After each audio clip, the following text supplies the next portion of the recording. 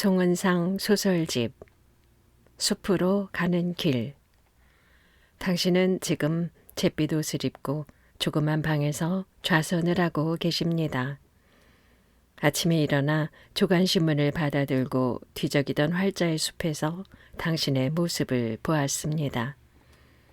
언젠가 제게 가르쳐준 좌선하는 모습으로 허공의 정점을 응시하고 계셨습니다. 세상에 어떠한 혼란도 당신의 눈꺼풀 아래서는 평정하고야 말겠다는 집념이 보였습니다. 아니, 그것은 집념이 아닐는지도 모르겠습니다.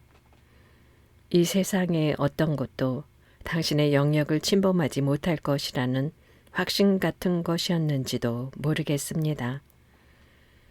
물속 같은 침묵 속에 태산 같은 모습으로 당신은 좌선을 하고 계셨습니다. 그러면 간밤에 찾아온 이는 당신이 아니던가요?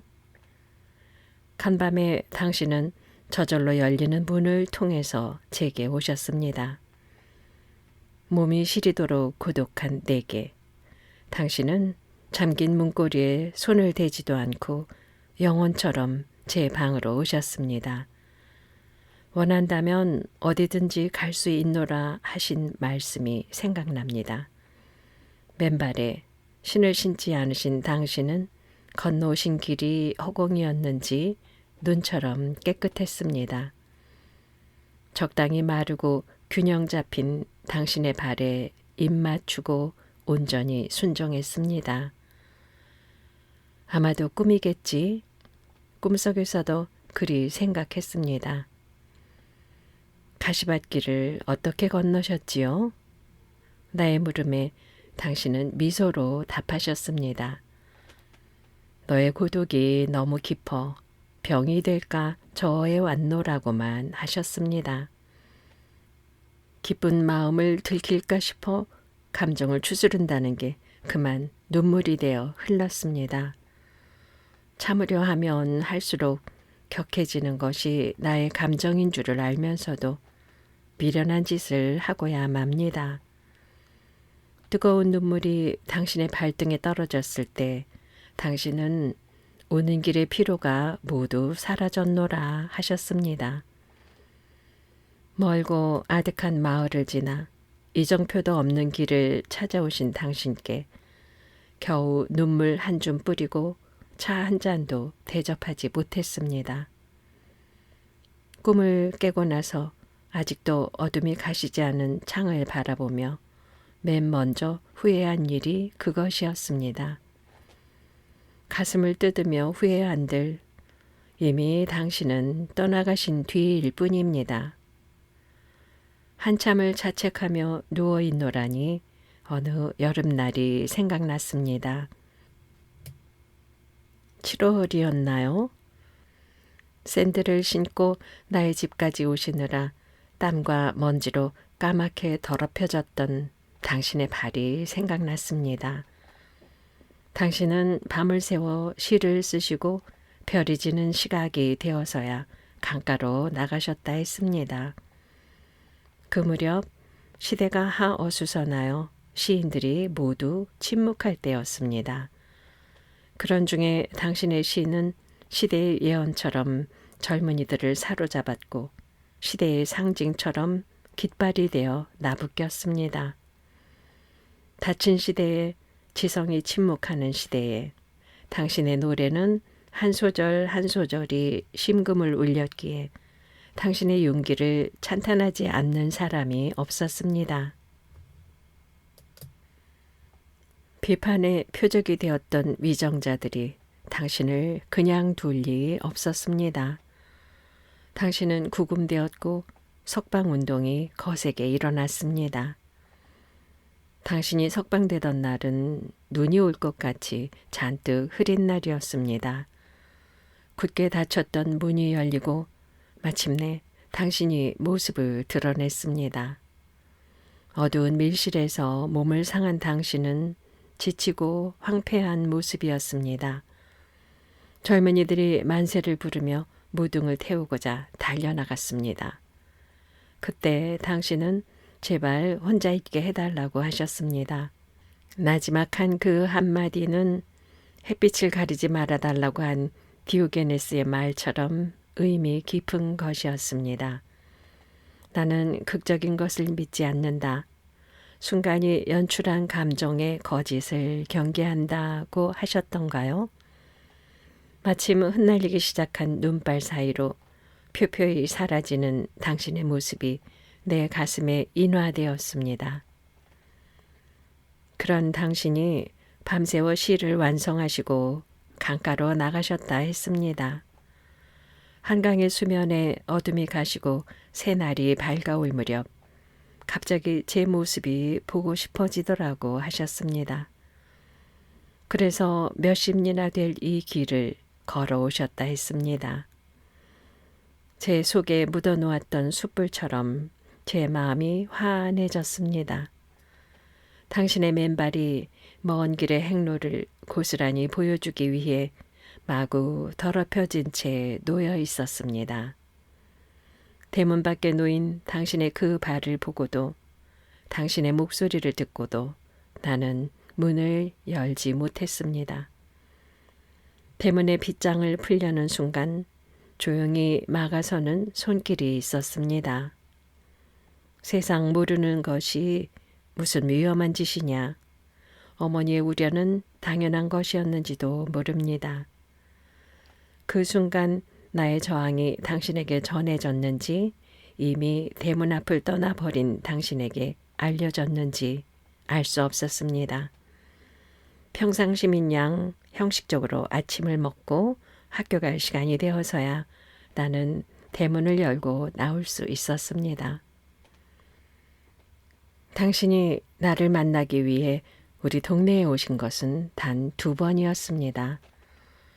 항상 당신 곁에는 소설가 최, 화가 박 등 예술가들이 있었습니다. 당신이 함께한 자리에 풍부한 화제는 나의 감성과 예술혼을 자극해서 매번 찬탄과 선망의 염을 가지게 되곤 했습니다. 돌아오는 길에는 세상이 달라 보였고 나의 내면은 충일감에 젖어 있었습니다. 살아가는 방법에 대해 생의 진실에 대해 골똘히 생각하게 되곤 했지요. 당신을 처음 만난 것은 아마도 그런 자리에서였을 겁니다. 참여 예술을 표방하는 예술가들의 모임에 제가 끼이게 된 것은 우연이었습니다. 결혼한 후 그림을 그릴 수 없어 고민하던 한 선배가 출산 후에 우울증을 딛고 일어나 새로 그림을 시작하겠다고 결심했을 때 문득 제 얼굴이 떠올랐답니다. 예술적 영감을 주는 얼굴이야 라고 했습니다. 마침 겨울방학이었고 선배의 화실에서 그림을 배울 수도 있겠다 싶어 선선히 허락하였지요. 광화문에 있는 선배의 화실은 비밀 아지트처럼 숨어 있어서 쉽게 찾을 수 없었습니다. 건물의 정면에는 분명 지하다방과 합기도장과 서예학원 뿐입니다. 여러 번 계단을 오르내리며 입구를 살펴보았지만 역시 선배의 화실은 없었습니다. 바른 길을 가기 위한 생의 입구도 이처럼 아리송한 모습일 거라는 생각이 들었습니다. 그러나 건물 앞 공중전화에서 보이는 작은 골목을 휘돌아 나오니 화장실과 같은 쪽문이 보이고 그 안에 제법 널널한 방이 숨어 있었습니다. 일제치하의 독립운동을 위해 그런 구조를 설계했던 것일까요? 그 화실은 구조의 범상치 않음 하나만으로도 긴장감을 주는 매력 있는 방이었습니다. 선배의 요청을 받은 그날 즉시 나는 그 방으로 달려갔지요. 내심 언니나 오빠가 없어 외로움을 타던 내게 꽤나 반가운 일이었습니다. 일찍이 재능을 인정받아 학창시절에 미전에서 두각을 나타낸 선배는 결혼과 출산이라는 절차에 대해 꼼꼼히 적어 보내곤 했었지요. 선배를 무척이나 따랐던 나를 친구처럼 생각했었던가 봅니다. 예를 들면 이런 글입니다. 만약 네가 아이를 갖게 되면 입덧이라는 걸 하게 될 거야. 그런데 그것이야말로 육체를 무기력하게 만드는 덫이란다. 왜 새로운 생명의 존재를 알려주는 것이 이처럼 역겹고 배타적인 방법을 통해서인지. 강경하고 완강한 세상의 배척, 그 철저한 외면과 고립에 쓰디쓴 역겨움, 구토로서 시작하는 생명의 기원, 그 이기적인 존재 방식이 인간의 본능인가 싶다. 곧이어 화해하고 받아들이고야 말 숙명 같은 식욕을 유보하면서 한껏 세계와 어머니의 사이를 벌려놓고야 마는 그것을 나는 온몸으로 앓고 있다. 우리 아파트 슈퍼마켓과 아파트 사이에는 너더평에 잔디밭이 놓여 있어. 잔디밭 한가운데로는 조그만 사이길이 나 있지. 성미 급한 사람들이 만들어 놓은 지름길이야. 어젠 무심히 다니던 그 사이길을 가로지를 수가 없었어. 여린 풀들이 아파하는 소리를 일깨운 것은 바로 내 안에 500g도 안 되는 조그만 생명이야. 예민하게 버려지는 육신의 감각들, 시도 때도 없이 일어나는 생명의 경외감. 식물들이 말하는 소리가 들려와 그것들의 빛깔에 도취해 나는 내 안의 생명처럼 매일 새롭게 눈부시게 태어나고 있다. 그해 겨울 나는 그 선배의 화실에서 모델 노릇을 했습니다. 갈색 코트와 갈색 머플러를 한 채 나무 의자에 앉아 있었습니다. 몹시 추워 굽은 손을 비벼야 했지만 어려운 일은 아니었습니다. 선배가 내 얼굴을 스케치하는 데는 채 2시간도 걸리지 않았으니까요. 그러나 나는 그림이 되어가는 과정을 보고 싶어 자주 그 화실을 찾곤 했습니다. 그 선배의 화실이 바로 예술가의 아지트가 될 줄은 전혀 몰랐고요. 어느 날 당신은 소설 쓰는 최, 그림 그리는 박과 함께 화실에 계셨습니다. 나지막한 말투로 보아 상당히 중요한 이야기를 나누는 것 같았습니다. 내가 들어서자 모두의 얼굴이 경직되는 것 같았습니다. 디데이는 다음 달 첫 주말이고 장소는 예정대로 명동 성당. 갑자기 당신의 말꼬리가 흐려졌습니다. 얘는 모교 후배예요. 괜찮아요. 믿을 만한 애니까. 선배는 나에 대한 경계심을 풀어주느라 그렇게 말했습니다. 아, 저 초상의 모델이 돼 나가시로구만. 캔버스에 그리다만 그림을 보고 소설 쓰는 최가 말했습니다. 그렇군. 아주 매력적인 아가씨구먼. 그림을 그리는 박이 말했습니다. 그제야 당신은 경계심을 반쯤 거두고 반쯤은 아직도 뜨악한 얼굴로 나를 쳐다보았습니다. 날카로운 일별이었습니다. 처음 보는 이에게 늘 호감을 준다고 생각했던 나의 선입견을 배반하는 서운한 일별이었습니다. 자존심에 상처를 받은 느낌이었습니다. 그런데도 당신의 눈길을 받고 싶은 욕구가 선생님의 칭찬을 받고 싶어하는 유치원생처럼 간절해지는 것이었습니다. 나는 선배의 쪽방에 앉아 당신들의 목소리를 듣고 있었습니다. 그 화실에는 조그만 방이 딸려 있어서 간단한 취사나 휴식을 할 수 있게 되어 있었습니다. 서향의 조그만 창문으로 저녁 노을이 비쳐들고 있었습니다. 이야기의 내용은 알 수 없었지만 가식이 전혀 없이 건조한 음성이 당신의 목소리라는 걸 느낌으로 감지했습니다. 당신은 유별나게도 건조한 목소리 덕에 근엄한 사람이라는 인상을 주었습니다. 최와 박과 선배의 목소리가 간간히 섞여 들리는 속에서 유독 당신의 목소리를 구별해내었던 것은 웬일인지 모르겠습니다. 선배의 부탁으로 커피를 끓였고 첫선 보이는 신부처럼 당신 앞에 커피잔을 놓아드렸습니다. 당신은 속이 좋지 않아 커피를 못 마신다 했습니다. 지난달 추록한 당신은 감옥 안에서 위장병을 얻었노라고. 그래서 그 좋아하던 커피를 못 마신다고 했습니다. 그러면서 미안한 듯한 미소를 지었는데 그 웃음이 어찌나 따뜻한지 서운했던 감정은 사라지고 금세 가슴이 촉촉해지는 것이었습니다. 얼마 후 술을 마시러 가자고 했습니다. 당신은 망설였지만 곧 동의했습니다. 그 화실을 나와 세 남자와 두 여자는 무교동 쪽으로 걸었습니다. 축축한 골목을 구불구불 여러 번 꺾어진 후에 한 술집에 도달했습니다. 아마도 당신들의 단골이었을 듯 싶습니다. 그곳에는 당신의 시가 박에 판화로 표구되어 걸려 있었습니다.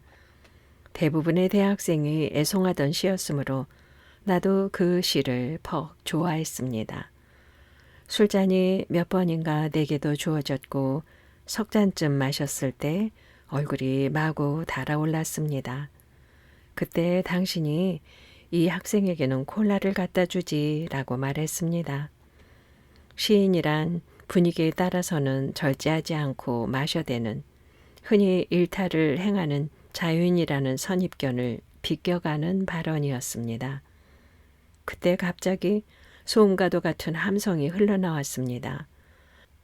핑크 플로이드의 피어리스라는 곡이었는데 그 노래의 전주는 4.19 때 고대 앞에서 녹음했다고 선배가 일러주었습니다. 젊은이들의 에너지가 다이너마이트처럼 폭발하고 두려움 없는 세상을 향해 노도처럼 밀려가고 있었습니다. 그러고 보면 그 술집은 한때 금지되었던 노래만 틀어대는 불온한 곳이었던가 봅니다. 문인들이 자주 오는 술집이라는 그곳에서 독특한 멋에 취해 있던 나는 벼랑간 불안해졌습니다. 통금이 해제되었던 시절이었지만 나의 집에서는 10시가 통금 시간이었으니까요. 이미 시계는 10시를 지나고 있었습니다. 몰래 화장실에 가는 척 빠져나올까? 아니면 그만 가보겠다고 인사를 할까? 망설이고 있을 때였습니다. 난 오늘 속이 안 좋아 그만 마시겠네. 당신이 일어나셨습니다. 이때를 놓칠 수 없어 나도 얼른 일어섰습니다. 박과 최와 선배는 그러라고 선선히 말하고는 다시 이야기에 빠져들었습니다. 그 골목은 취기에 젖은 나에게는 미로와 같이 여겨졌습니다. 가뜩이나 방향 감각이 없는 나를 혼란스럽게 만들 만큼 골목은 이리저리로 구부러진 샛길을 가지고 있었습니다. 원래 한 번 간 길, 한 번 본 사람을 잘 기억하지 못하는 나의 둔한 눈썰미는 이런 길에서 속수무책이었습니다. 잔뜩 겁을 집어먹고 휘적휘적 걷는 당신을 따라갈 뿐이었습니다. 말없이 한참을 가던 당신이 생각났다는 듯이 뒤를 돌아보며 집이 어딘가 하고 물으셨습니다. 사실 그때까지 당신이 나의 존재를 잊어버린 건 아닌가. 뒤따라오는 내게 아무런 관심을 보이지 않았기에 서운한 생각뿐이었습니다. 그러다가 당신의 관심 어린 질문에 눈물이 핑 돌 정도로 반가웠습니다. 취객들이 함부로 나를 스치며 지나가고 저질스럽게 희롱하는 순간에도 당신이 무심하였기 때문에 더욱 그러했던 거지요. 성북동이라는 나의 대답에 나와 같은 방향이로구만 하고 말했습니다. 그때 당신이 눈물 젖은 나의 속눈썹을 내려다 보셨던가요? 아니면 소심에 빠진 나의 불안한 속내를 읽어냈던 건가요? 가만히 다가와서 나의 손을 꼭 잡아주었습니다. 크고 따뜻한 손이었습니다. 희미한 기억 속에 이런 느낌으로만 남아있는 사람이 있습니다. 아버지. 그의 손입니다.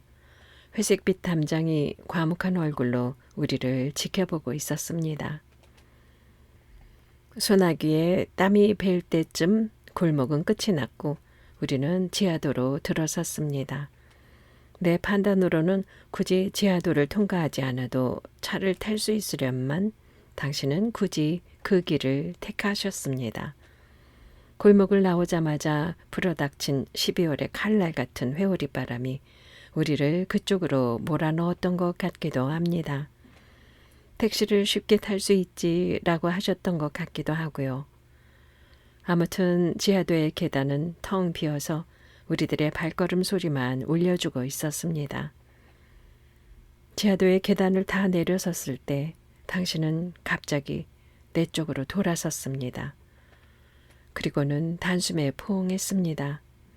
이미 인적이 끊어진 지하도에는 을씨년스러운 조명만 휘황하게 텅 빈 공간을 채우고 있었습니다. 얼핏 한 남자의 뒷모습을 본 것도 같았습니다. 그때 황급히 당신의 오른팔이 나의 등을 숨이 막히도록 조이고 왼손으로 머리를 잡아당기듯이 젖혔습니다. 완력의 복종이었던가 모르겠습니다. 느닷없이 거친 당신의 행동에 귓불이 확확 달아올랐습니다. 당황한 나머지 말 잘 듣는 아이처럼 가만히 있었습니다. 당신의 급작스러운 행동으로 내 손아귀에서 떨어져 나간 책들이 터무니없이 큰 소리로 울려 퍼졌습니다. 당신은 떨어뜨린 책은 아랑곳하지 않고 구석으로 끌고 가서 가볍게 입 맞추었습니다.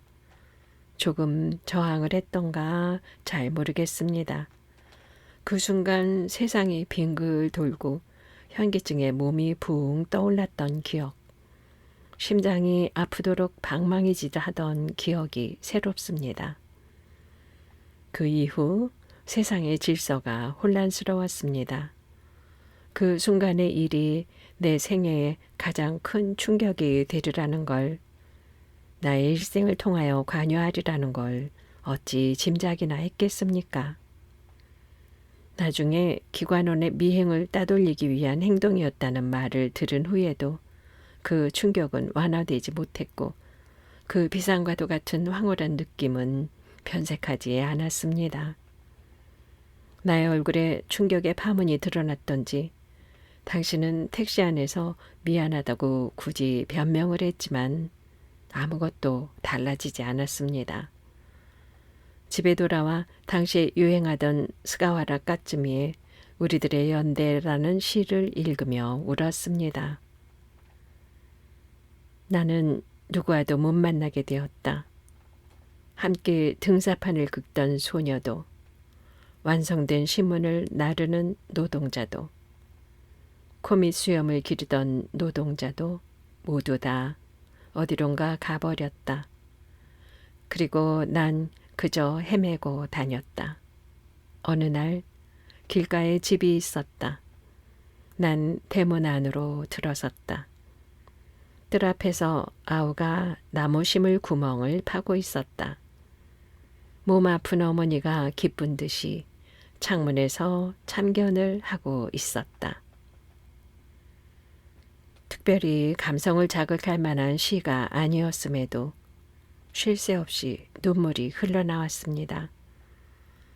어쩐 일인지 내 방의 모든 사물은 바로 아침에 집을 나설 때 보던 것이 아니었습니다. 그날 처음으로 시국사본과 술을 마셨고 미행당하는 시인의 포옹을 받았으며 그리고 세상의 이면을 보고야 말았습니다.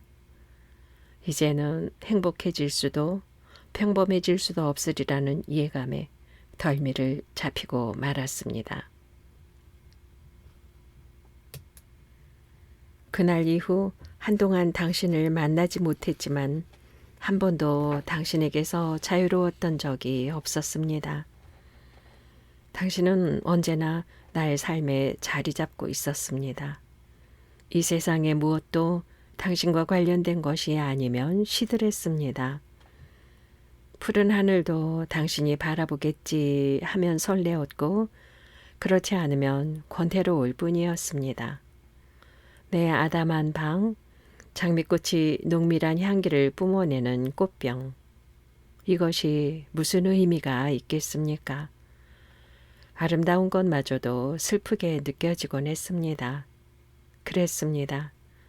즐겨 듣던 전원 교향악을 들으면 보리밭 이랑 사이로 물결을 이루며 넘어지는 푸른 바람이 보이고 제멋대로 흥겨운 종달새 소리가 들렸었습니다. 나의 상상력은 긍정적인 방향으로만 치달렸으니까요. 커튼을 열고 창문을 넘어 맨발로 딛는 나의 숨결과 자연의 숨막히는 본능과 그 야성적인 자연을 향해 만개하는 영혼이 있었습니다. 그러나 그날 밤 잠이 오지 않아 마음의 평안을 얻을까 하여 전원의 음반을 턴테이블에 올려놓았을 때 내가 목격한 것은 당신의 모습이었습니다. 도치와도 같은 격정의 흙냄새와 야생의 풀들이 뿜어내는 풋내에 현기증을 느끼는 내 곁에 자유를 향해 다름질치는 당신이 있었습니다. 당신 곁에서 내 심장은 축제의 에드벌룬처럼 부풀어 오르고 깃발이 푸른 하늘 위에서 갈기갈기 나부꼈습니다. 하지만 당신의 모습이 사라지자 순식간에 전원은 폐허가 되고 시든 엉겅퀴와 가시밭길로 변했습니다. 이제 당신이 아니면 아무 의미도 부여할 수 없었습니다. 아무것도 아닌 일에 쉽게 노여워지고 슬퍼지곤 했지요. 오래도록 저기압권에 머물러 있었습니다. 10여 년이 지난 일을 어제 일처럼 선연하게 기억하는 나를 편집증이라고 진단하는 이도 있더군요. 당시에 나는 이미 대학 3학년이었고 절친한 남자친구도 있었습니다. 대학에 들어와 여자라고는 나를 처음 보았다고 고백한 동급생이었습니다. 당신을 만나기 전까지 그 애와 나는 소문난 캠퍼스 커플이었습니다. 그 애는 나의 생리주기까지 알고 있었고 여자 화장실 앞에서 나의 책가방을 들고 기다릴 정도였습니다. 둘 사이에는 열렬함보다는 길들여진 편안함 같은 게 있었습니다. 그 애는 체제 내의 제도권 진출이 확실한 법조인을 꿈꾸는 아이였습니다. 당신을 만난 후로는 그 애의 꿈이 매우 초라하고 남루하게 여겨지는 것이었지요. 그러다 보니 그 애를 만나는 일이 심드렁하게 느껴지기 시작했습니다. 그가 금과 옥조처럼 여기는 법률 서적들이 과대에 포장된 보잘것없는 것으로 느껴지겠지요. 당신이 보안법에 저촉되었다는 말을 들은 다음부터였는지도 모르겠습니다. 그 애는 나의 변심을 이해할 수 없어 황당한 느낌이라고 했습니다. 내가 무슨 잘못이라도 했나? 그가 묻곤 했지요. 이유 없는 서먹함이 도저히 논리적으로 해명이 되지 않는다 했습니다. 마음에 금이 갔다고. 마음을 담는 커다란 도자기에 금이 가버려서 더 이상 아무것도 담을 수 없다고 나는 말했습니다. 그 애는 미련한 아이는 아니어서 곧 사태를 이해하는 듯 했지만 오랜 방황이 있었다는 이야기를 들었습니다. 그렇게 나의 남자친구는 나를 떠나갔습니다. 대학을 졸업하고 나는 굳이 지방에 있는 학교에 자원했습니다. 이 도시가 견딜 수 없었습니다. 가족들과의 유대나 남자친구와의 관계, 어느 하나도 정상적으로 지탱해 나갈 수가 없었습니다. 그것보다도 한 도시에서 당신이 숨쉬고 있다는 게, 그러면서도 나와 상관없이 차를 마시고 가족들과 정담을 나눈다는 게 이처럼 고통이 될 줄은 몰랐습니다. 당신 곁에 배경처럼 드리워진 추종자들의 벽을 뚫고 당신을 만나는 일은 불가능해 보였습니다. 당신의 세계 속에 속하지 못할 바에는 차라리 물리적인 거리라도 있어야 견딜 수 있을 것 같았습니다. 그즈음 매일 이런 꿈을 꾸었습니다. 당신과 함께 집시처럼 떠돌아다니며 길에서 자고 길에서 먹고 여행을 하듯 살아갈 수 있다면, 낯선 덤불 속에서 아무렇게나 일어나 아침을 맞을 수 있다면, 이슬에 젖어 떨리는 몸을 햇살에 말리며 마주 바라볼 수 있다면, 낯선 곳에서 오로지 함께 떠돌 수 있다면, 당신과 함께하는 자유와 방랑의 유혹에 나의 육체는 신혈이 올랐습니다. 하지만 당신은 너무 멀고 다른 길에 계셨습니다. 나의 몸은 점점 쇠약해지고 건불처럼 가벼워졌습니다.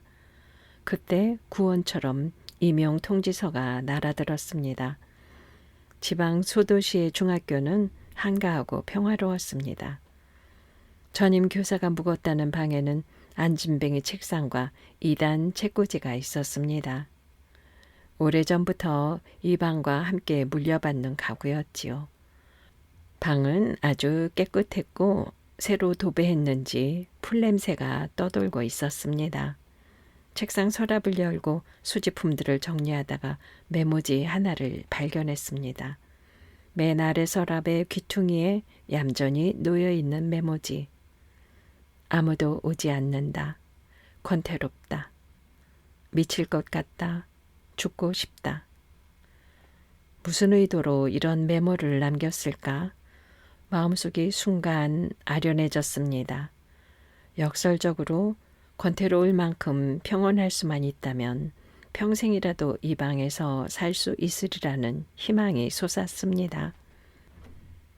매일 아침 일찍 일어나 강하게 살리라고, 내 몸의 주인이 나인 것을 잊지 말자고 다짐했습니다. 맨손 체조를 하고 샘물을 길어 세수를 하고 밥을 지었습니다. 육체적인 일들은 사람을 단순하게 해주는 미덕이 있었습니다. 가끔 우물 속에 두레박을 넣을 때 당신의 얼굴이 비치곤 했지요. 새벽 첫 샘물을 기르면 미래의 신랑 얼굴이 보인다는 속설을 믿었던 것인가요? 매일 학교에 가서 아이들의 경례를 받고 아이들에게 그림을 그리게 했습니다. 맑은 날에는 밖에 나가 풍경화를 그리게 했습니다. 학교 뒤에 누워있는 낮은 구릉에 올라가면 언덕 너머로 누군가가 금방 찾아올 것만 같았습니다. 누군가가 그 풍경 속으로 들어설 것만 같은 기대감을 주는 언덕이었습니다.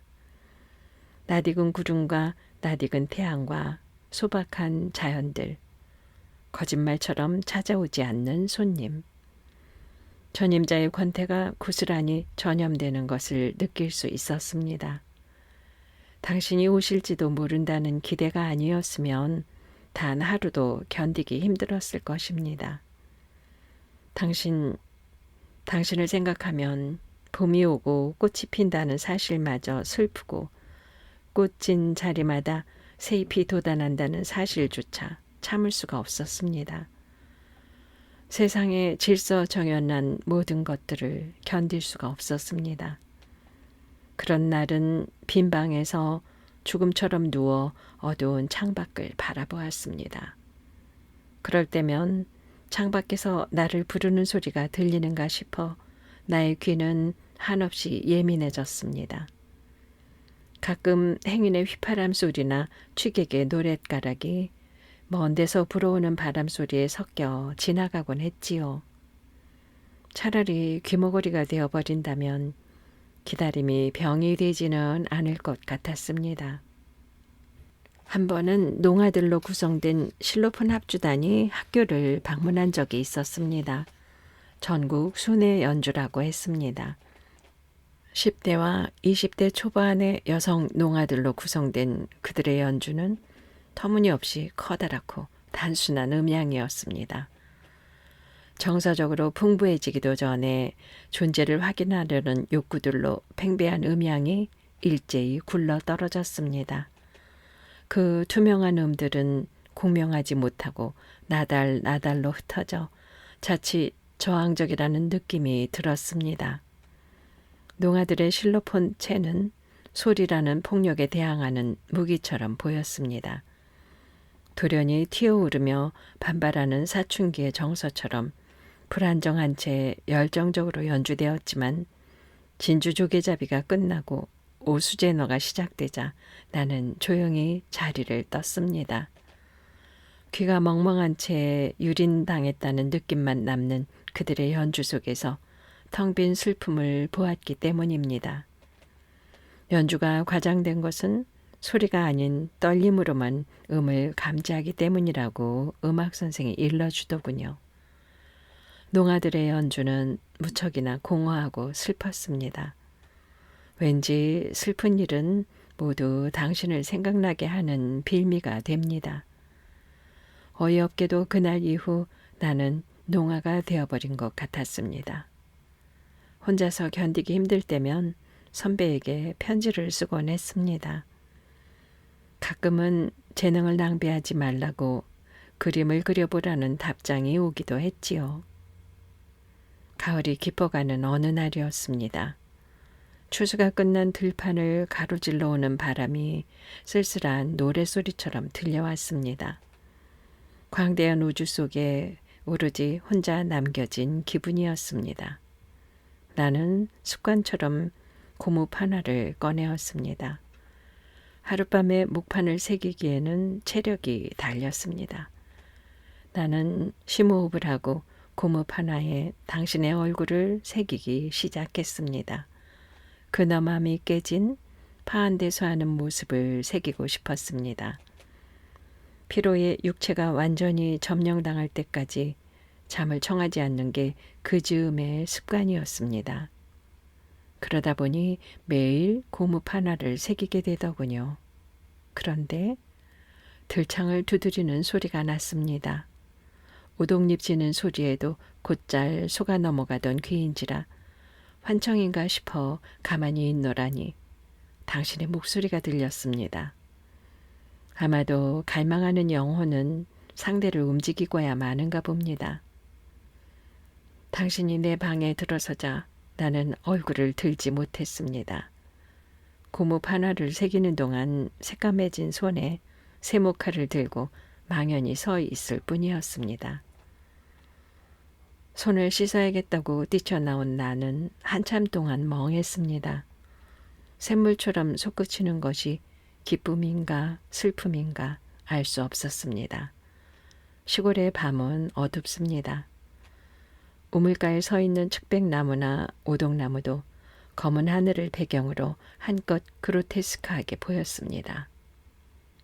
구름이 달을 가리었는지 19날 밤 같지 않았습니다.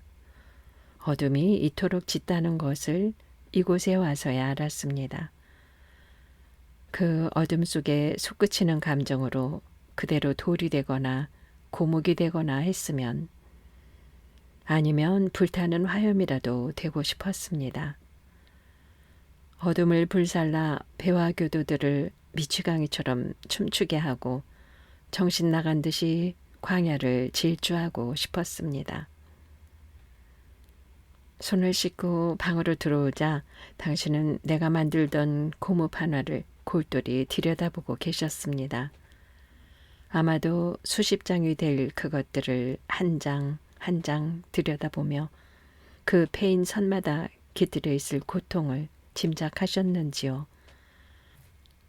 그것은 생의 어려움을 굽이굽이 돌아온 노인의 주름만큼이나 절절했습니다. 뭐가 그리 괴로운 거지? 나는 대답하지 않았습니다. 할 일이 많고 갈 길도 먼 당신이었지만 침묵으로 당신의 발목을 동요매어 붙들어 두고 싶었습니다.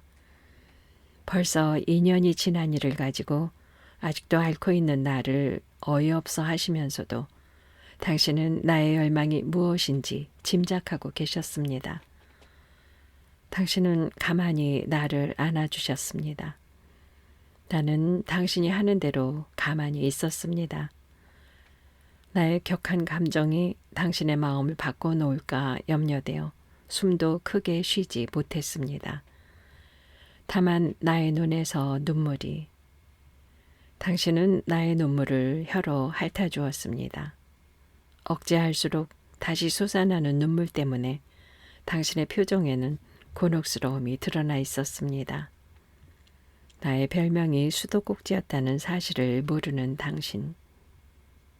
나는 당신이 입을 열었지만 나는 무슨 이야기를 하려는지 듣고 싶지 않아 당신의 입을 막았습니다.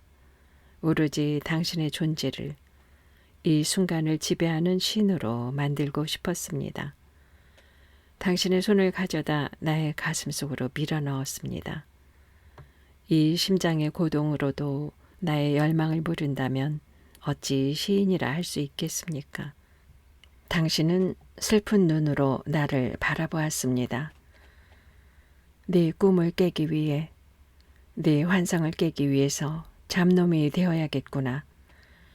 당신은 나의 허물을 하나하나 벗겨서 나락에 던져 넣었습니다. 나의 가슴이 드러나고 나의 허벅지가 드러나고 배가 드러나고 마침내 온전히 나신이 되었습니다. 구름 속에서 달이 나왔는지 빛 한 줄기가 내려와 나를 비춰주는 것 같았습니다. 나는 온 몸을 사제의 손놀림처럼 경건한 당신의 손길에 맡겨두었습니다. 지옥의 유황불에 육체의 보잘것없는 거추장스러움을 태우기 위해 당신은 나를 애모했습니다. 그 집요하고도 정성 어린 손길에 나의 온몸엔 서서히 푸른 독이 퍼지는 것이었습니다. 순수한 관능이 향기롭게 눈뜨며 일어났습니다. 마침내 숨막힐 듯한 열망이 나의 숲으로, 어둠이 상처를 입고 선박이 침몰하고 강렬한 떨림이 빈집을 허물고 안진뱅이 꽃에 꽃순을 따고 반란하듯 폭죽이 터지고 당신의 육체가 푸른 독약처럼 퍼지는 내 안에서 한 마리 새로 비상했습니다. 음개들이 일제히 튀어나와 허리케인 속으로 사라졌습니다. 도화꽃이 하르르 떨어졌습니다. 귀머거리, 귀머거리, 귀머거리가 되었습니다. 나는 늘 매스컴을 통해서 당신의 소식을 들을 수 있었습니다. 오늘 조간에는 당신이 세계인권증진위원회에서 주는 인권상을 수상했다는 뉴스가 실려 있었습니다. 당신의 소식을 들은 날은 아무 일도 갈피를 잡지 못해 종일 허둥거리게 됩니다. 가슴 깊숙이 숨어있던 미묘한 떨림이 행동 하나하나를 간섭해서는 하찮은 일에도 실수를 하게 됩니다. 오늘 아침에도 남편의 컵에 물을 따르다가 넘치는 줄 몰랐고 식탁에 물을 닦는다는 게 그만 컵을 엎지르고 말았습니다. 아무리 조그만 뉴스도 당신과 관련된 것이면 단박 내 눈에 띄고 맙니다. 하물며 오늘처럼 커다란 지면을 차지하는 기사는 정말 가슴을 설레게 합니다. 당신은 내게 거대한 산으로 만년설을 이고 있는 킬리만자로나 천지를 품고 있는 백두산으로 다가옵니다. 아시아, 아프리카, 라틴 아메리카 민중의 투쟁에 일조를 했으며 제3세계의 민중들에게 희망을 주었다는 해설 기사를 읽으면서 나는 먼 산을 바라보는 듯한 아득한 눈이 됩니다. 커다란 산이 어느새 내 가슴에 들어와 앉았음을 어렴풋이 깨닫게 됩니다. 갑자기 남편의 목소리가 들렸습니다. 넋 빠졌어? 몇 번을 말해 알아듣는 거야? 남편은 화를 냅니다. 엎지른 물에 옷섭이 젖었을 때부터 짜증스러운 표정이었습니다. 오늘은 좀 늦을 거야. 전화할게. 그의 전화 빈도가 점점 잦아지는 것은 그리 좋은 징조가 아닙니다. 그는 물론 성실한 사람이긴 합니다. 남편에게 성실한 속물이라는 별명을 붙인 건 바로 나입니다. 언제부턴가 내겐 사람을 보는 기준이 있었습니다. 첫인상, 외모, 내면적인 것, 이 모든 것은 이 기준을 재기 위해 필요한 것들일 뿐입니다. 친구들은 그 기준이 그리 근거 있는 거라고는 할 수 없다 했습니다. 당신은 빙긋이 웃으며 짐작하시겠지요? 바로 당신이 무언중 심어준 가치 기준이기 때문입니다. 그렇습니다. 속물이냐 아니냐. 그런 기준으로 볼 때 남편은 퍽 속물적인 사람입니다. 선본 사람 중에 가장 속물적인 사람이었습니다. 내가 남편과 결혼한다고 했을 때 가장 좋아한 것은 어머니였고 가장 놀란 것은 친구들이었습니다. 여자는 세속적인 행복이 최고란다. 어머니는 말씀하셨지만 속물이라고 판단한 사람과 결혼하는 이유를 납득할 수 없어 친구들은 당황한 표정이었습니다. 그러나 내게 결혼은 빨리 치러야 할 통과 의례에 불과한 것이었습니다. 결혼이라는 절차를 치러야만 주위의 시선에서 자유로울 수 있다고 생각한 거죠. 사람들은 처녀가 정년기를 넘기고 늙어가는 모습을 차마 못 보는 관습에 젖어 있는 것 같습니다. 사회가 전통적으로 여자에게 들이대는 것, 그것은 결혼이다. 오늘날도 역시 대부분 여자는 결혼하고 있거나 과거에 결혼했었거나 결혼할 준비를 하고 있거나 혹은 결혼을 못해서 괴로워하고 있다. 비록 독신녀가 이러한 제도에 대해 실망하고 반항하고 혹은 무관심하기까지 하더라도 독신녀를 정의하는 것은 결혼과 연관해서이다 라고 1949년에 말한 보부아르의 주장은 당시의 우리 현실에도 적용되었습니다. 보는 이마다 시집 가야지 하는 통에 어떤 자리에서든 자유롭지 못했습니다. 특히나 어머니의 극성은 도를 지나쳐 선보는 스케줄을 밤낮으로 내밀었습니다.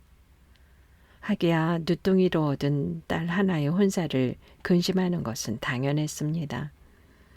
떠나온 소도시의 교사 생활이 그리워질 정도였습니다. 결혼은 하고 싶지 않지만 어차피 치러야 할 과정이라면 빠를수록 좋다. 이런 결혼관을 가지고 있었으니 진지함이 결여되어 있었다고 할 수 있겠죠. 빨리 결혼이라는 절차를 마치고 여자가 아닌 인간으로 살아보자. 인생을 너무 가볍게 본 것일까요? 스스로 발등을 찍은 셈이었습니다. 남편은 문신 숭배주의자입니다. 그는 새 옷, 새 차, 새 집을 사기 위해 사는 사람 같았습니다.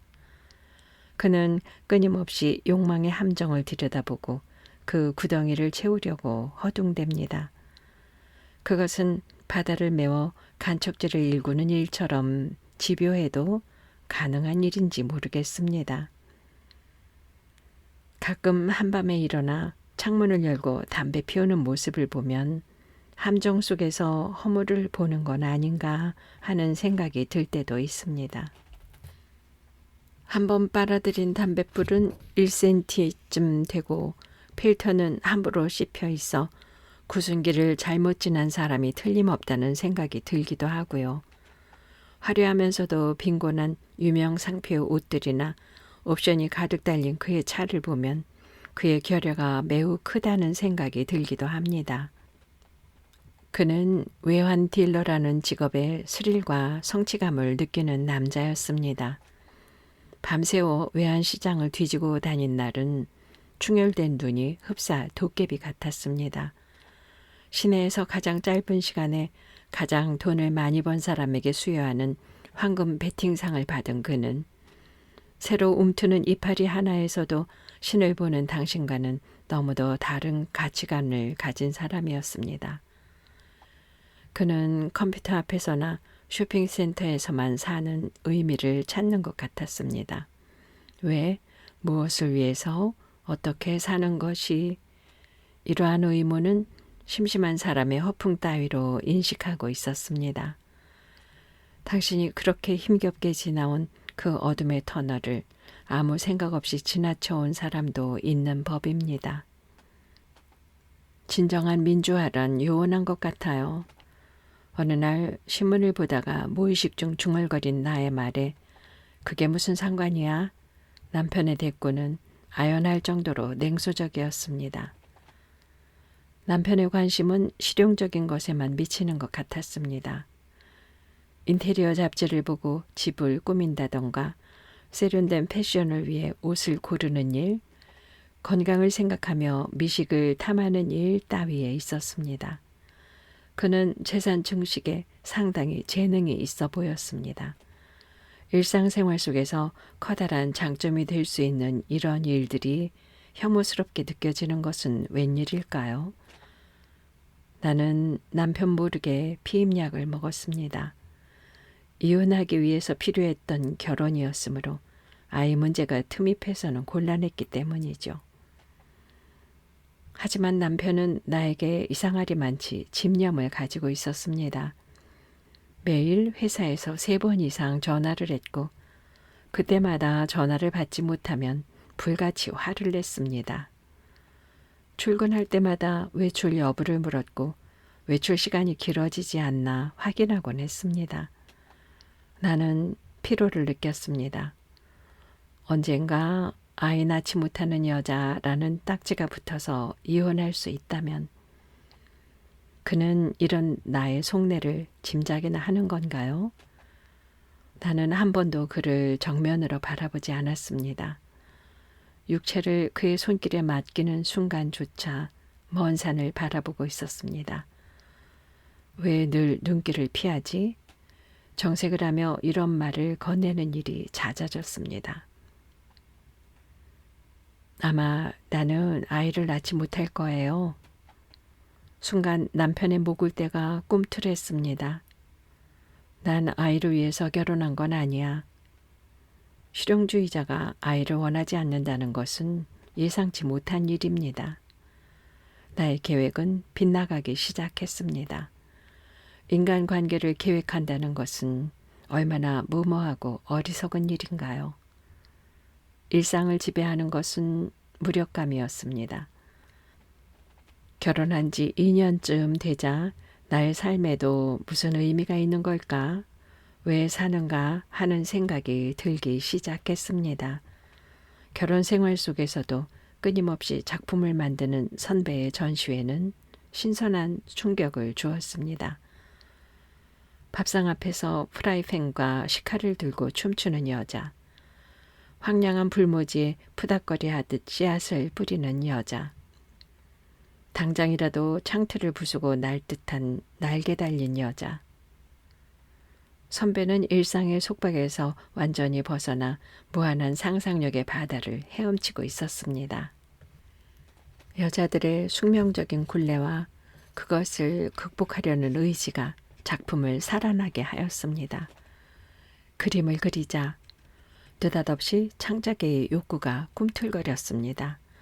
내 본연의 욕구에 충실하지 못하면서 생에 대해 성실했다고 말할 수 있는가? 나의 반성은 이렇게 찾아왔습니다. 가사는 확실히 여자에게 자기로부터 한없이 도피하는 것을 허락해주는 진통제 같은 것이었던가 봅니다. 가끔 묵은 때가 벗겨지며 환히 드러나는 냄비 표면이나 창의성이 돋보이는 새로운 요리는 순간적인 환희처럼 빛을 내기도 하지요. 그러나 그 창조는 가족의 입맛에 의해 기호로 전락하는 약점을 지닌 채 제한된 대상의 편견에 의해 재단되고 소모될 뿐이지요. 단순한 반복으로 서서히 매너리즘에 빠뜨려 그것 이외의 분야의 무능을 절감케 함으로써 사회적 무능을 기정사실화시켜 버리는 것. 그렇습니다. 무기력한 자신으로부터 버려진 자아를 구제하는 일은 쉽지 않았습니다. 외부적인 자극 없이 창작에 몰입할 수 있는 사람은 천재뿐입니다. 물감을 구하러, 캔버스를 구하러 이런저런 핑계를 대고 매일 외출했습니다. 발길 닿는 대로 헤매고 다녔습니다. 그리고 오랜만에 하얀 캔버스를 마주하고 붓을 들었을 때 나는 다시 한번 절망했습니다. 분명 내면의 욕구가 존재하는 것을 인식하면서도 형상화할 수 없었습니다. 의미 없이 정물을 스케치하고 풍경을 묘사했습니다. 점심을 굶어가면서 스케치에 열중했습니다. 이미 대생만큼은 인정받았던 학창시절의 재능이 온전히 살아난 건 아니었지만 점점 손끝이 부드러워졌습니다. 그렇지만 작품이게 하는 무엇, 내면의 욕구와 해방, 정신의 깊이 따위가 드러나지 못했으므로 그것은 습작의 수준을 넘어서지 못하는 것이었습니다. 게으름에는 용서가 없었습니다. 그때까지 타인과의 대결로 겨우 자신과의 싸움을 비켜온 건 아닌가. 응석을 부리듯 핑곗거리를 찾아왔던 게 아닌가. 간신히 깨달은 사실입니다. 그날 나는 진지하게 자신과 대결하고 있었습니다. 얼마나 되었을까? 될 듯한 느낌이었습니다. 외식이 내면의 굳은 껍질을 뚫고 나오려는 찰나에 전화벨이 울렸습니다. 귀를 틀어막고 의식을 이어가려고 노력했지만 전화벨 소리는 폭력적으로 집요했습니다. 여보세요? 왜 전화를 받지 않는 거야? 남편의 전화는 내 의식과 정면으로 대결하는 양상을 띄웠습니다. 무슨 일이에요? 꼭 일이 있어야 하나? 별일도 아닌 일로 무슨 전화를. 뭐라고? 나는 조용히 수화기를 내려놓았습니다. 다시 전화벨이 울렸지만 코드를 뽑아버림으로써 겨우 평정을 되찾았습니다. 그러나 다시 캔버스를 바라보는 순간 아무런 생각도 떠오르지 않았습니다. 굳은 껍질을 뚫고 나오려는 새는 나는 사라져버린 그 새가 엘버트로스라도 되는 것처럼 낭망했습니다. 백지처럼 하얗게 바래버린 머리를 쥐어뜯으며 상심했습니다. 그날 밤이었습니다. 남편이 술에 취해서 들어왔습니다. 열기로 가득한 눈에 쏘아보는 시선이 예사롭지 않았습니다. 날 좋아하지 않나? 그가 정색을 하고 바라보았으므로 무엇라고 대답할 수 없었습니다. 한 번도 당신을 좋아한 적이 없다라고 할 경우 지나치게 경직된 그의 시선을 감당할 수 없었을 테니까요. 한 번이라도 날 온전히 받아들인 적이 있어? 그는 내 시선이 자신을 비껴가 먼 산봉우리에 닿는 것을 느끼고 있었던 겁니다. 남편의 눈에 폭력적인 광기가 흘러나왔습니다. 왜 결혼은 한 거야? 그림 그릴 수 있는 울타리가 필요했나? 점잖은 체 하지 말고 말 좀 해보시지. 뭐 애인이라도 생긴 거야? 아니면 과거에 잊지 못할 애인이라도 있는 건가? 남편의 소나기에 잡힌 어깨에 통증이 몰려왔습니다. 그의 억센 소나기의 힘은 상상을 초월하는 것이었습니다. 이혼해요. 나의 말투가 지나치게 침착했던 탓일까요? 눈앞에 번갯불이 번쩍했습니다. 통증을 느낄 겨를이 없었습니다. 컴컴한 어둠의 아가리가 나를 삼켰습니다. 절벽 같은 어둠 속에는 더 깊은 심연이 입을 벌리고 있었습니다. 그 순간입니다. 나는 당신의 모습을 보았습니다. 아, 내겐 당신이 있었던 것입니다. 뜨거운 그리움이 해일처럼 나를 덮쳤습니다. 나는 한 구의 익사체가 되어 당신의 바다에 던져졌습니다. 아직도 나의 짝사랑은 끝나지 않았음을 아프게 느꼈습니다. 나는 어둠 속에서 생의 집요함에 진저리를 쳤습니다. 여자는 믿을 게 못돼. 너도 똑같은 여자야. 남편은 미친 듯이 부르짖었습니다. 2살 된 그를 외할머니에게 맡기고 제가 한 어머니에 대한 원망이 되살아난 것 같았습니다. 뒤늦게 살아난 원한이 슬픔의 근원에 닿았나 봅니다. 어린 시절의 갈증이 고스란히 살아나 서리서리 또아리를 틀고 있는 듯 했습니다. 방황과 불황의 시절들을 지나며 키워온 손상된 정서가 배반에 칼날을 세우고 일어났던가 봅니다. 어머니로부터 버림받았다고 믿는 그에게는 당연한지도 모를 일입니다. 오랫동안 집념어린 의심은 남편의 몫이고 그 결과 야기되는 감정의 발산은 폭력이라는 형태를 띨 수밖에 없으리라는 예감이 진저리를 치게 했습니다. 그해 여름날 저녁 이야기를 해야겠습니다. 부엌 바닥에 신문지 2장이 펼쳐졌습니다. 가족 수에 비해 턱없이 큰 냉장고와 싱크대와 육중한 식탁 사이의 공간은 실한 머리채만한 쪽파 2단으로 가득 차버렸습니다. 나는 쪽파의 머리털을 자르고 하나하나 껍질을 벗기기 시작했습니다. 진흙밭에서 뽑혀나온 탓인지 그것들이 흙을 털고 깨끗한 몸을 드러낼 때마다 새하얀 줄기와 푸른 잎들이 눈물나게 생생해 보였습니다. 야채 트럭에서 둥그렇고 실팍한 머리에 건강한 뿌리를 내린 곧고 푸르게 뻗어난 쪽파 줄기를 보는 순간 나는 그것들을 살 수밖에 없었습니다. 허리 꺾인 노파처럼 시들시들해 있던 내 모습을 야유할 만큼 그것들의 생명력이 눈부시게 느껴졌던 것입니다. 서둘러 명란젓을 사고 두부를 사야 한다는 생각은 자취 없이 사라지고 말았습니다. 쪽파를 거의 다 다듬었을 때 현관에 벨이 울렸습니다. 어느새 부엌은 어두워져 있었습니다. 이게 뭔가? 남편은 이마에 주름을 잡았습니다.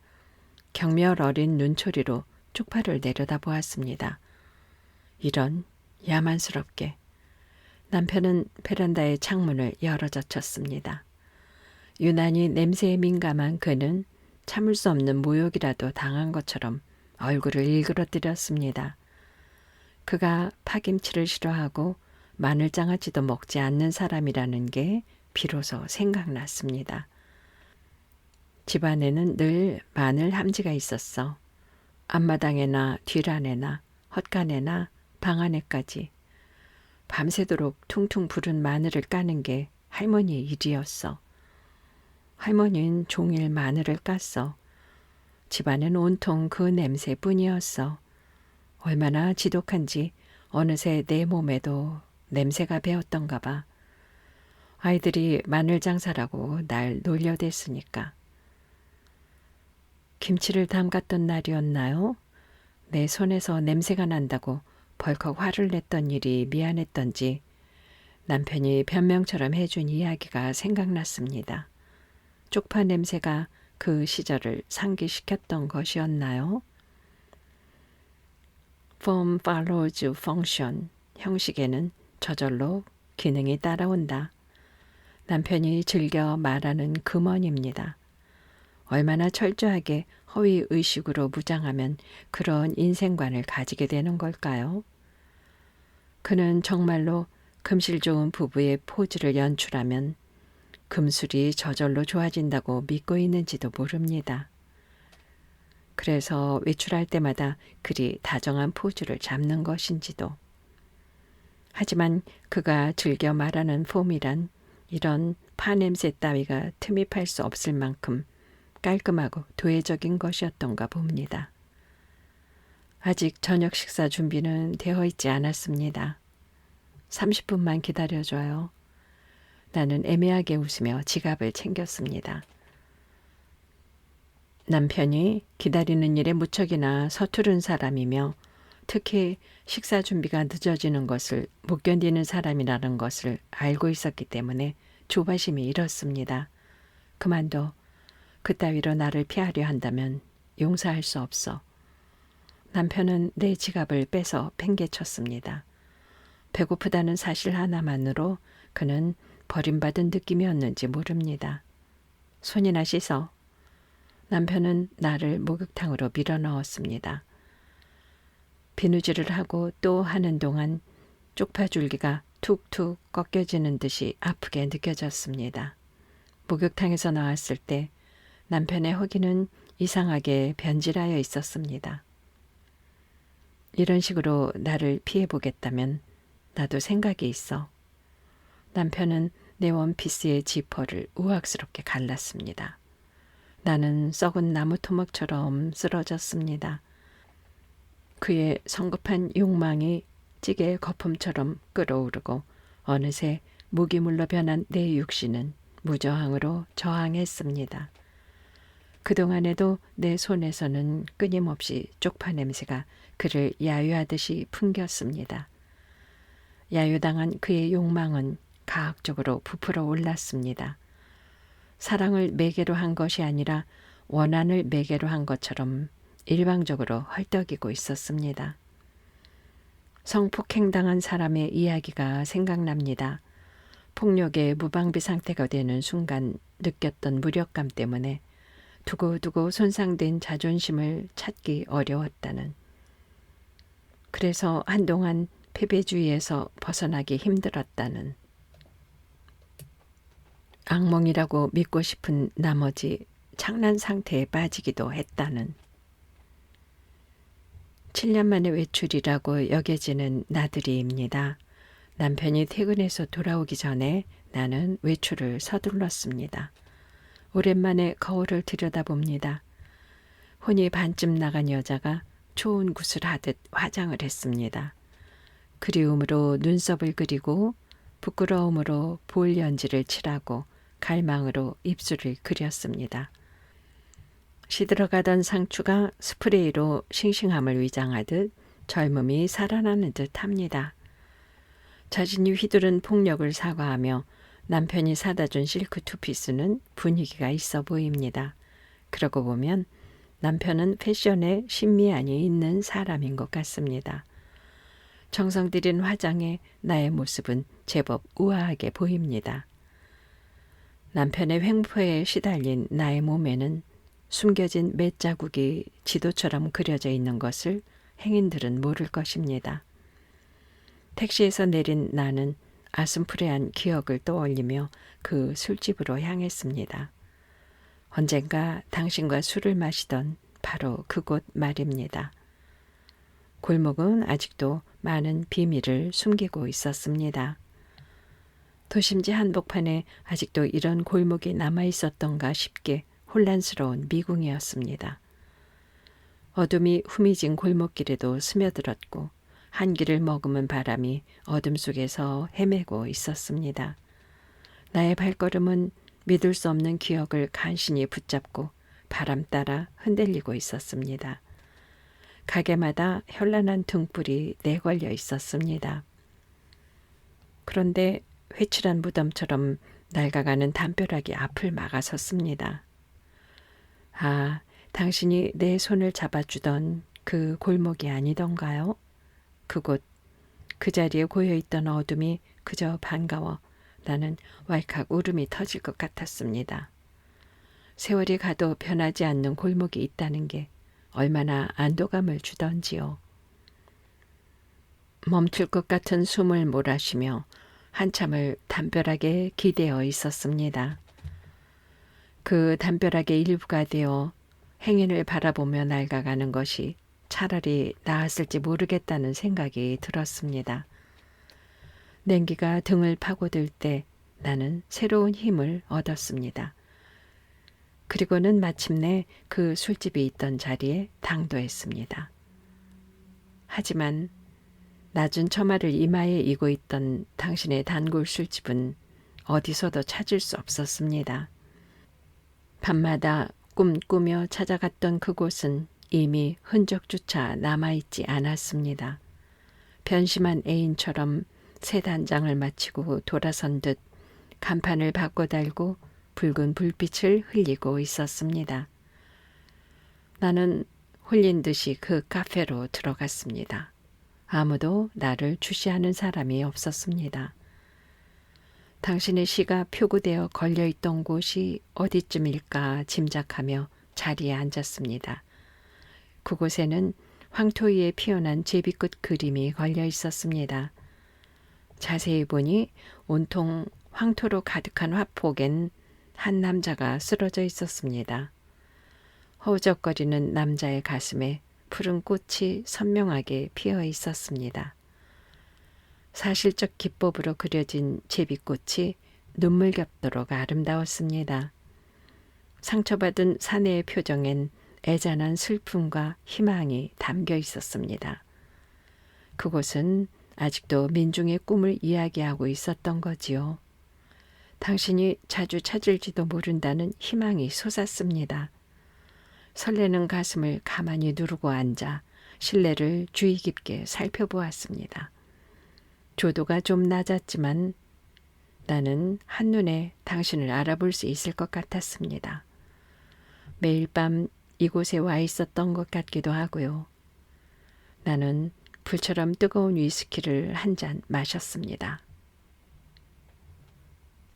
피로한 눈을 감자 당신의 모습이 여기에도 보이고 저기에도 보이는 것 같았습니다. 나는 불 위에 기름을 끼얹듯 또 한 잔의 위스키를 마셨습니다. 심장이 쿵쾅거리며 지진을 일으키고 있었습니다. 그때 나는 보았습니다. 한 남자가 울고 있는 한 소녀를 달래는 모습을. 나는 떨리는 손으로 선글라스를 꺼내어 썼습니다. 맨눈으로는 차마 그 전경을 바라볼 수 없었습니다. 남자는 쩔쩔매며 소녀의 눈물을 닦아주고 있었습니다.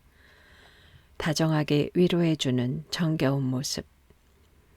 원숙하고 중후한 남자의 프로필이 왠지 낯익었습니다. 요즘 매스컴에 자주 등장하는 소설가가 아닌지 모르겠습니다. 그를 둘러싼 스캔들이 그치지 않는다는 것을 소녀는 모르는 모양입니다. 불현듯 밤잠을 설치게 만들던 그 시절이 생각났습니다. 당신이 북으로 가는 경의선에 끊어진 허리를 베고 누워 한 개의 침묵이라도 되겠다고 했을 때였던가요? 모든 게 영웅주의일 뿐이야. 스캔들은 또 어떻고. 애인이 한 트럭은 될 거라는데. 열이면 열. 그 순간만은 진실이었다고 하면 끔박 죽어버린다는 거야. 당신을 폄하하던 무수한 풍문들이 떠올랐습니다. 당신을 시기하는 무리가 퍼뜨렸을 근거 없는 소문들은 끊임없이 내 꿈속까지 따라와서 나를 물어뜯곤 했었지요.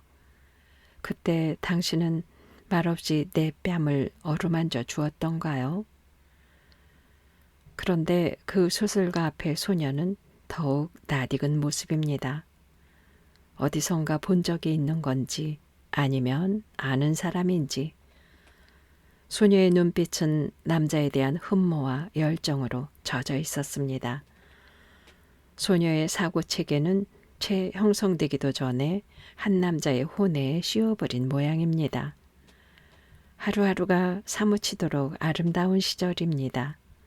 소녀의 꽃봉오리 같은 입술이 울음을 삼키고 있었습니다. 열매 맺은 적 없는 싱그러운 몸이 격정으로 흔들리고 있었습니다. 남자의 커다란 손이 풋과일 같은 소녀의 뺨을 어루만졌습니다. 그때 나의 가슴을 예리하게 긋고 지나가는 아픔이. 아, 이제야 알겠습니다. 그 소녀가 무척이나 낯익었던 이유를. 소녀는 바로 그 시절의 나였던 것입니다. 나는 조용히 술집을 나왔습니다. 허방을 딛는 것처럼 발길이 휘청했습니다. 눈앞이 흐려왔습니다. 얼결에 파헤쳐진 보도블록을 잘못 밟아 발목을 삐었습니다. 길가에 앉아 부어오르는 발목을 바라다 보노라니 나의 내면이 마구 파헤쳐진 보도처럼 어수선하게 느껴졌습니다. 갑자기 무거운 두통이 몰려왔습니다. 정수리가 도끼에 패어 빠개진 듯 아파왔습니다. 고통이 뇌리에 갈피갈피를 완벽하게 채우더니 아래쪽으로 쏟아지기 시작했습니다. 쏟아져 나온 내수가 흥건히 보도를 적시는 듯 했습니다. 왁살스러운 고통에 전신은 함락당하고 말았습니다. 눈앞이 희미해지고 멀리서 벌떼 소리가 들려왔습니다. 행인들이 모여들기 시작했습니다. 점점 무거워진 머리는 대지의 납추처럼 드리워지고 말았습니다. 벌써 햇님이 나의 창을 물들입니다. 이곳의 풍광은 아름답습니다. 지금 나의 방은 동향이고 당신이 좋아하는 난이 있고 자그마한 캔버스가 있습니다. 나는 문 동쪽에 두는 풀이라고 하신 당신의 말을 기억하고 있으므로 굳이 동향을 고집했습니다. 머리맡에는 당신이 낸 시집이 3권 꽂혀 있고 잿빛 승복 차림의 사진이 실린 인터뷰 기사가 붙어 있습니다. 매우 소탈해 보이는 당신이지만 승복이 너무 잘 어울려 당신의 체형을 잘 알고 있는 인류 디자이너의 솜씨가 아닌가 하는 생각이 들기도 합니다. 탈속을 주제로 한 새로운 이미지의 연출쯤.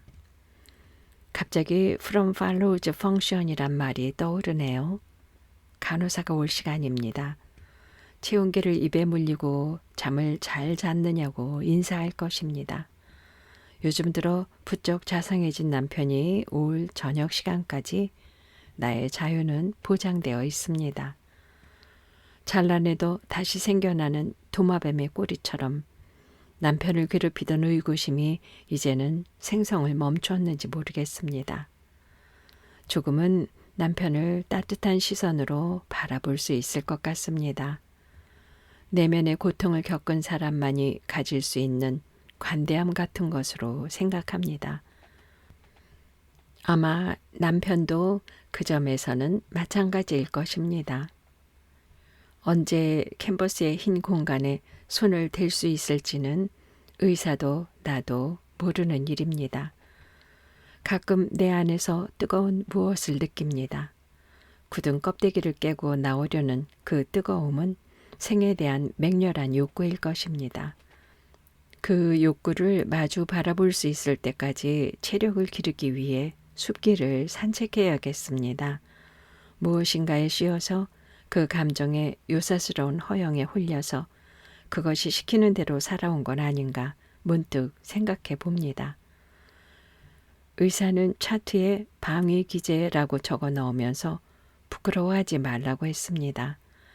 두통은 뇌의 생리적 이상 때문이 아니라 정신적 고통을 잊어보려는 무의식적인 방어 본능 때문이라고.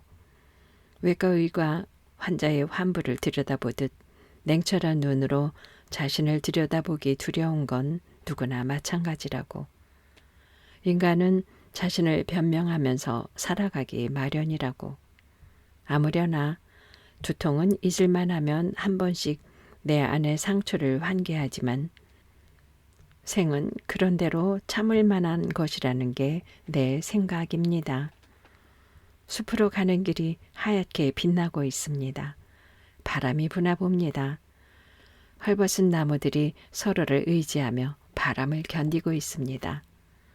나무들은 바람을 견디기 위해서 숲을 이루고 있는 것인지도 모릅니다. 뜰을 나서기 전에 따뜻한 스웨터를 걸쳐야겠습니다.